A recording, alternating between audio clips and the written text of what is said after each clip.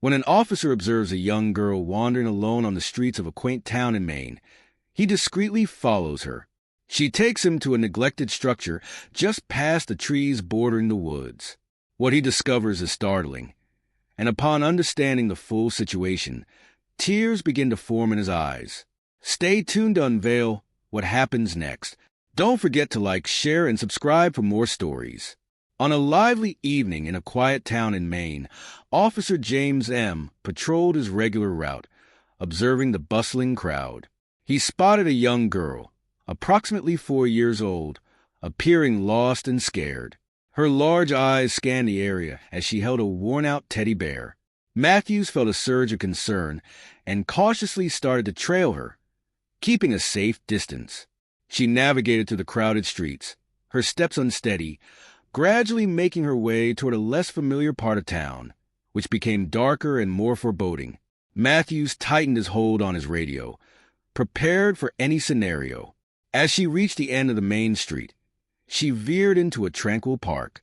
The shadows grew longer as the sun set. Matthews paused momentarily, debating whether to approach her, but chose to keep his distance, though his worry increased as he watched her small figure venture further into the park. The girl's anxiety seemed to escalate with every minute. She often looked back and clung tighter to her teddy bear. Matthews observed her shoulders shake. He desperately wanted to reassure her of her safety, but held back, knowing that coming too close might frighten her away. She exited the park and headed toward the town's outskirts. The environment grew more isolated and bleaker. The narrow streets were lined with aged, spaced-out buildings.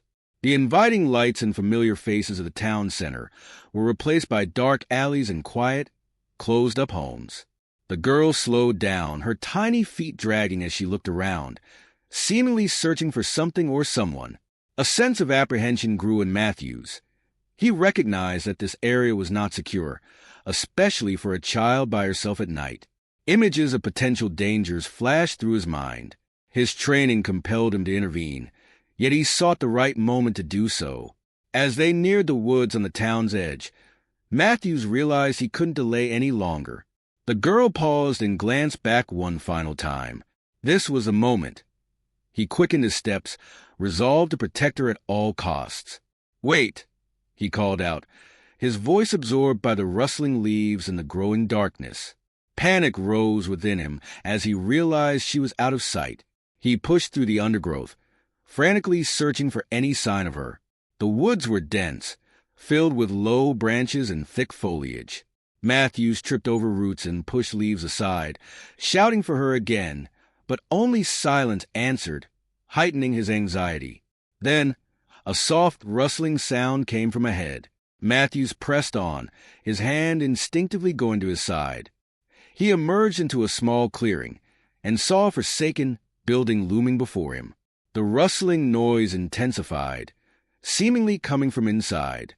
Approaching the building cautiously, Matthews noticed the entrance slightly open, the door barely hanging on its hinges. He entered, allowing his eyes to adjust to the dimness. The inside was cluttered with debris and broken furnishings, the air heavy with the smell of neglect. "Hello," he whispered, his voice echoing in the vacant space. He proceeded further inside. As he rounded a corner, he saw her. The girl crouched behind an old, toppled table. Relief washed over him, but quickly turned to concern. She was curled up tightly, her eyes wide with fright. "Hey, it's okay," he spoke softly, moving toward her slowly. "I'm here to help you." The girl looked up at him. She remained silent and still, but then she timidly raised her hand, pointing deeper into the building. Matthews followed her gesture, his eyes straining in the dim light. The corridor stretched into darkness. He looked back at her. "What is it? What's back there?" The girl only shook her head, her finger still pointing. Matthews felt a chill. Something was profoundly wrong. He extended his hand, but she recoiled. "I need to know," he urged. "Please try to explain what's happening." She shook her head again, tears filling her eyes. She was too scared to speak. Whatever had brought her here, whatever she was hiding from, was too terrifying to express. Matthew took a deep breath. He couldn't leave her, nor could he ignore the potential danger lurking deeper within the building. He stood and looked back toward the corridor. Every instinct urged caution, yet the urgency in the girl's eyes propelled him forward. "Stay here," he said gently. "I'll be right back. I promise."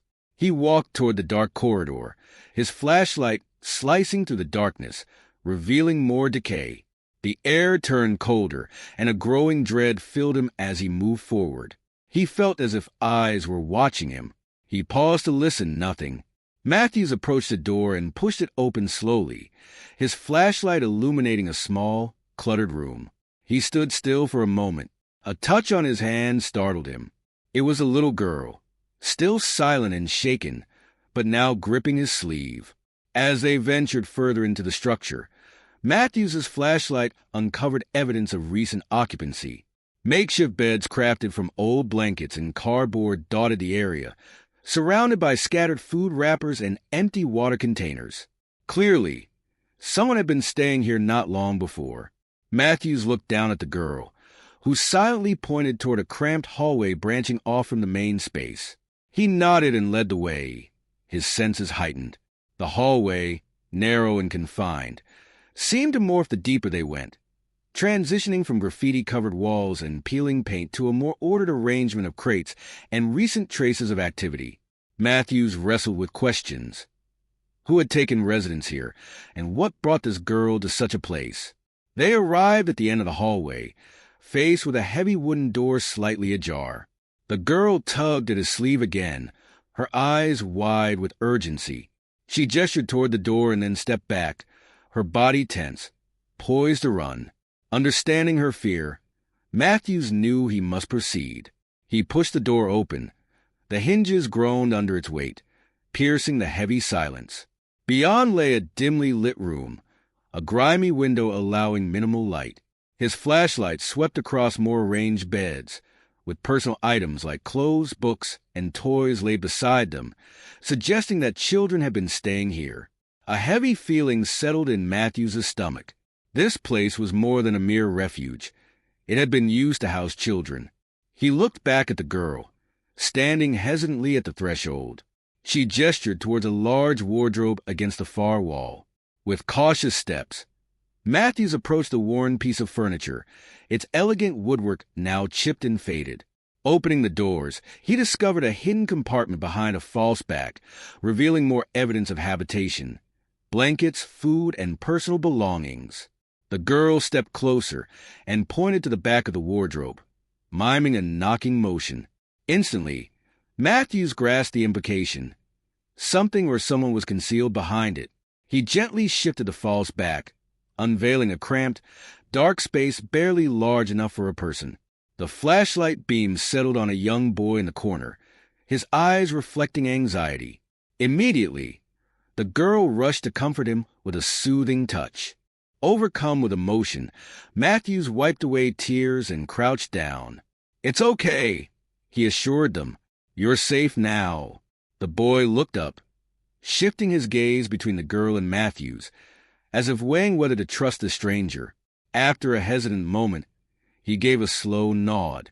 Matthews felt a wave of relief, but recognized that their ordeal was far from resolved. They needed to escape swiftly. He turned to the girl. "Is there anyone else?" he asked softly. She shook her head, her response heavy with implications. They had found those they came for, yet the peril was palpable. They had to escape and unravel the mystery of this disturbing find. Matthews steadied himself as the harsh reality set in. The young boy clung to the girl, their connection evident in her comforting presence. Matthews took a moment to survey the room, noticing shelves lined with hastily packed boxes and crates containing electronics, jewelry, and other valuables. His heart sank as he pieced together the grim puzzle. This wasn't merely a hideout. It functioned as a stash house, likely connected to a local criminal group. He faced the girl again, her grasp of the situation apparent in her trembling hands.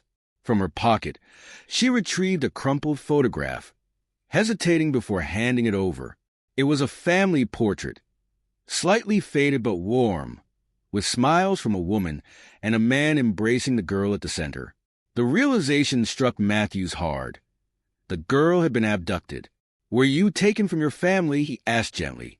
She nodded, tears welling up, as the boy tightened his grip on her.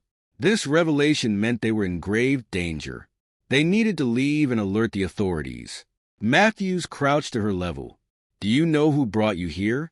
She nodded again, her eyes flicking towards the door as she mimed someone carrying a heavy burden, then gestured at the stolen items.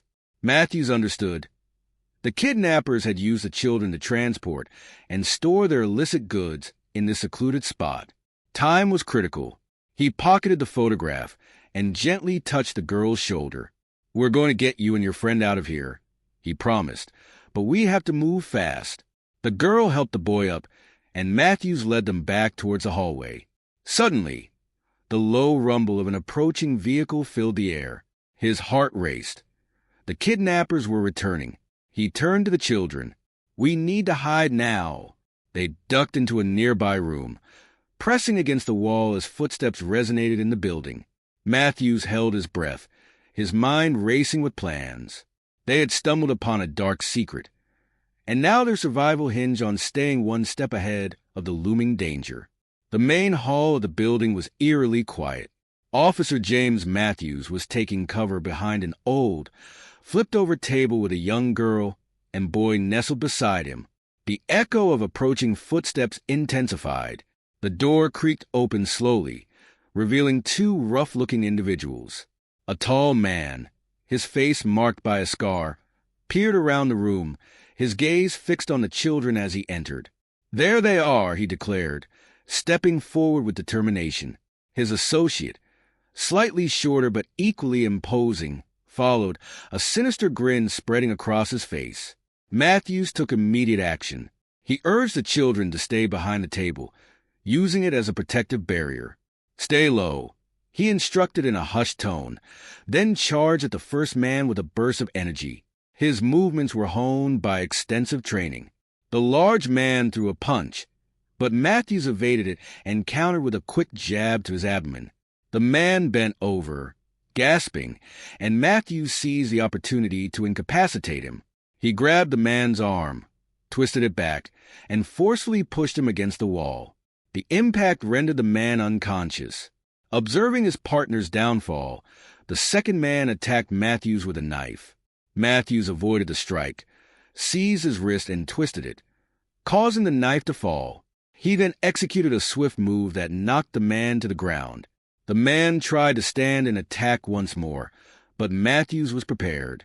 He delivered a strong kick to the man's knee and a punch to his jaw, knocking him out.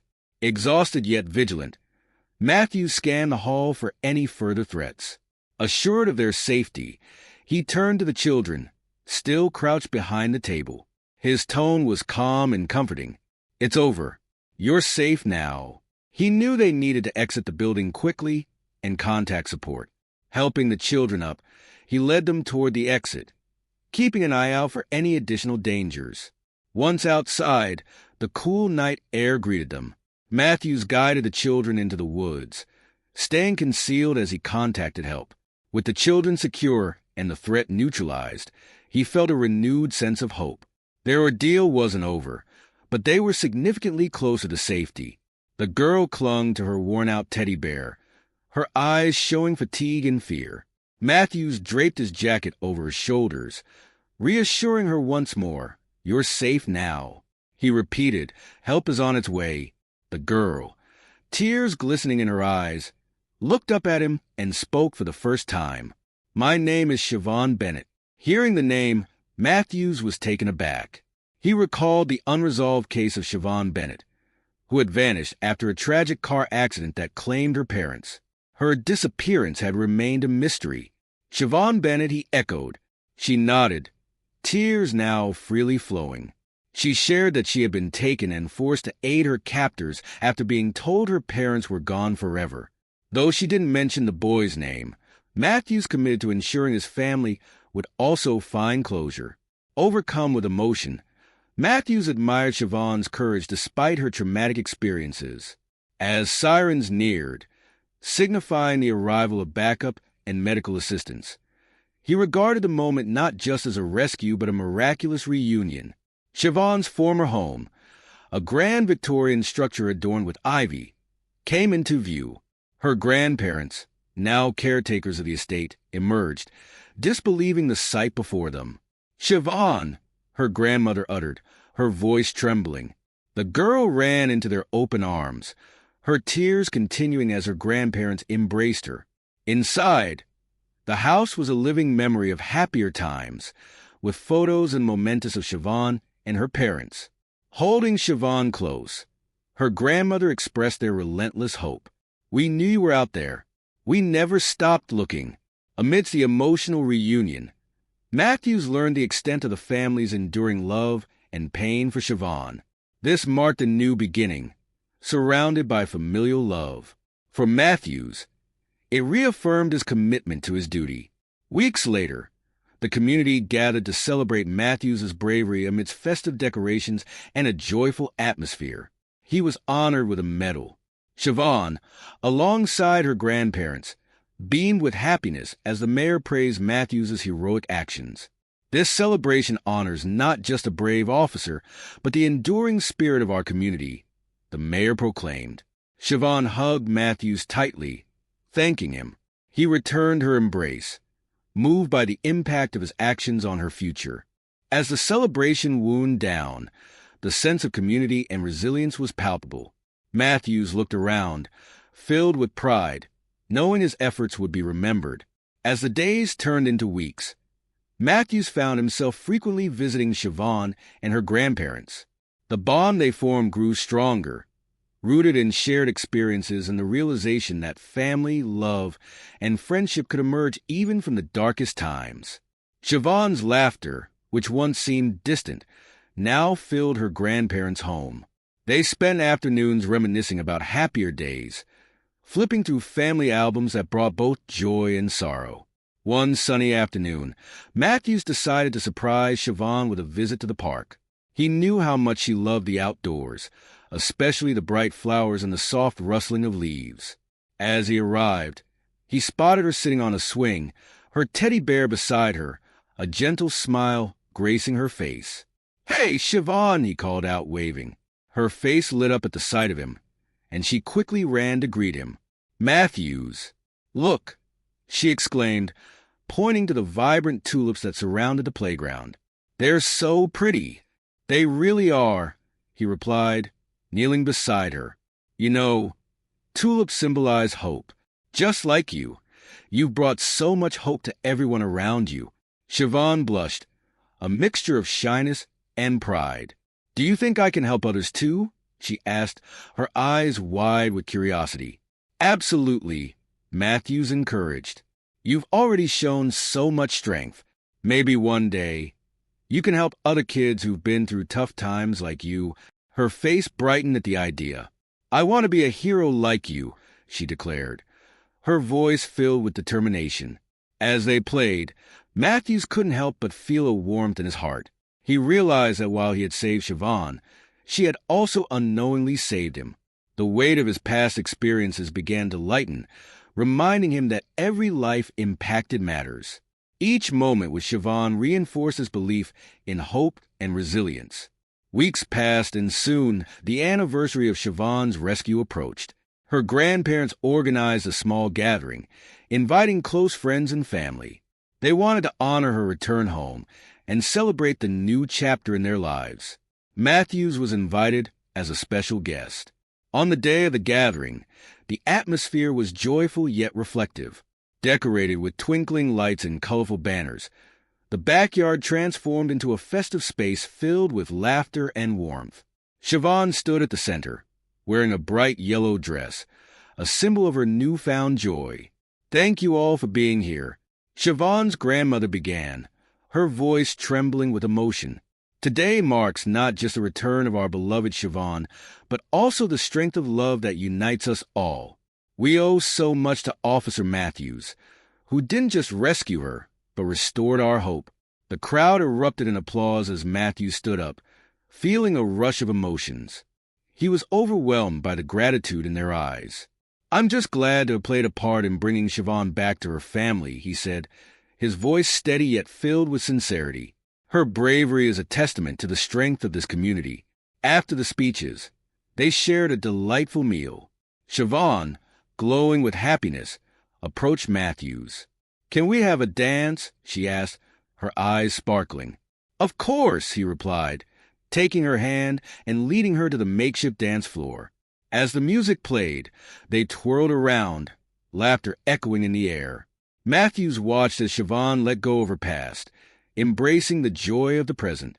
It was a sight that filled his heart with hope. As the evening progressed, Matthews found himself deep in conversation with Siobhan's grandparents. They shared stories of their life before the tragedy, speaking of resilience and the importance of family. Matthews listened intently, feeling a sense of belonging he hadn't realized he was missing. "Siobhan is a remarkable girl," her grandfather said, pride evident in his voice. "She's been through so much, yet she still has the capacity to dream." "I can see that," Matthews replied, a smile on his face. "She's a fighter. I'm grateful I could help her find her way back." As the sun set, casting a warm glow over the gathering, Siobhan's grandmother brought out a small cake adorned with candles. "Let's make a wish," she announced. Everyone gathered around as Siobhan closed her eyes, her expression thoughtful. After a moment, she blew out the candles and cheers erupted. "What did you wish for?" Matthews asked, kneeling beside her. "I wish to help other kids like me," she said earnestly, her voice unwavering. "I want them to feel safe and loved, just like I do now." Matthews felt a lump in his throat. "You will, Siobhan? I promise you will." He knew that her desire to help others would manifest in ways he could only imagine. The seeds of compassion she was planting would grow into something beautiful. That night, as Matthews drove home, he reflected on the day's events. The darkness he had witnessed in his line of duty began to fade, replaced by the brightness of hope and community. He realized that every small act of kindness mattered, and that sometimes it was the little heroes like Siobhan who inspired change. In the weeks that followed, Matthews worked tirelessly with local organizations, collaborating to create programs for children affected by trauma. Siobhan often joined him, sharing her story and advocating for others who needed a voice. Their partnership became a beacon of hope for many in the community, fostering resilience and healing. As Matthews watched Siobhan flourish, he understood that true heroism wasn't just about taking action in moments of crisis. It was also about nurturing connections, spreading love, and creating a future filled with possibilities. And in that journey, he found a new purpose that would shape his path for years to come. What an impactful story. Do you have any experiences with an officer who made a significant difference in your community? Share with us in the comments. Until next time.